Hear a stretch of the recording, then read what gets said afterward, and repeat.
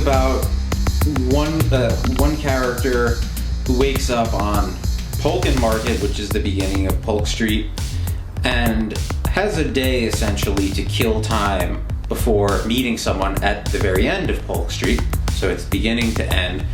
And it's a street that anyone in San Francisco, maybe whether or not they're conscious of it, they'll know what I mean when I say this. It's a street that has a lot of different, very distinctive areas to it. Like, you cross one street and get to one corner, and it's like another world from the other one. And that's for good and ill.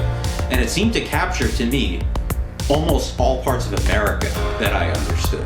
From extreme poverty to extreme decadence to tourist traps in natural lands to skyscrapers going up where historical areas once were.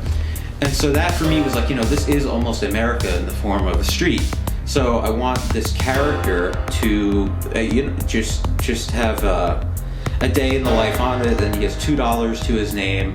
He's thrown his cell phone off of Golden Gate Bridge because he hates digitality, and just hangs out with people and has a day that I hope is memorable for anyone that reads it. Themes of the book, I think it has enough universality to it that maybe anyone in America could sort of sympathize with the character's agonies and ecstasies, and at the same time, the genesis of the book was certainly formed in part by a year that I did at NCC, where it was, unfortunately, Len Roberts, the poet whose bust is in Mac Library, it was his last year, and Javier Avila, I think it was one of his first years there, and I was right in the middle. And they both gave me so many great literary recommendations that year that I was really devouring. I probably read more books in my life that year than any other, which is saying something. And all of that experience, I still wanted to kind of go and live on my own and get out of town and go to California, travel around. So I brought everything that they had taught me and that I'd found on my own in my own examinations of literature out into San Francisco. And then the book is more or less the outcome of that experience in textual form.